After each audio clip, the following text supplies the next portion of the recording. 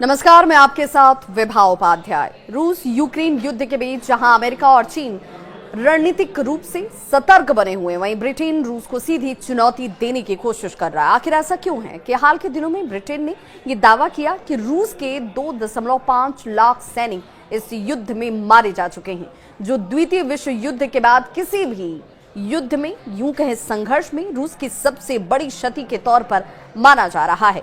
Britain के रक्षा मंत्रालय की तरफ से यह दावा किया गया कि यूक्रेन में रूसी सेना को भारी नुकसान पहुंचा है और यही वजह है कि रूस अब शांति वार्ता की दिशा में आगे बढ़ रहा है।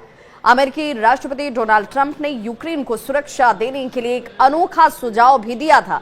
उन्होंने कहा कि यूक्रेन के परमाणु जो ऊर्जा संयंत्र हैं, उनको अमेरिका अपने नियंत्रण में ले और वहीं से यूक्रेन को ऊर्जा और सुरक्षा प्रदान की जाए। हालांकि यूक्रेन के राष्ट्रपति व्लादिमीर ज़ेलेंस्की ने इस प्रस्ताव को पूरी तरह से खारिज कर दिया। उन्होंने साफ कहा कि ये प्लांट यूक्रेन की संपत्ति है और इन पर किसी और राष्ट्र का अधिकार ही नहीं हो सकता। ज़ेलेंस्की ने कहा कि हम इस पर कोई चर्चा नहीं करने वाले। हमारे पास 15 परमाणु संयंत्र हैं और वे हमारे देश के हैं। युद्ध के 3 साल के बाद अब यूक्रेन ने ये संकेत देने शुरू कर दिए हैं कि वो रूस के साथ शांति वार्ता के लिए तैयार हो सकता है। हालांकि यूक्रेन की शर्त है कि पहले रूस को कब्जा किए गए इलाकों को छोड़ना होगा। रूसी सेना ने युद्ध की शुरुआत में ज़पोरिजिया परमाणु संयंत्र पर कब्जा कर लिया था, जो यूरोप का सबसे बड़ा परमाणु संयंत्र है। ज़ेलेंस्की का यह भी कहना है कि अगर अमेरिका इस संयंत्र को रूस से मुक्त कराने में, उसमें निवेश करने और उसे आधुनिक बनाने में मदद करता है, तो ये प्रस्ताव विचार करने योग्य हो सकता है, यानी यूक्रेन इस पर विचार कर सकता है। ये शर्त यूक्रेन की तरफ से सामने लाए गए हैं। जहां अमेरिका और चीन इस युद्ध में संतुलन बनाए रखने की कोशिश कर रहे हैं, वहीं ब्रिटेन खुलकर रूस के खिलाफ आक्रामक रुख अख्तियार किए हुए है।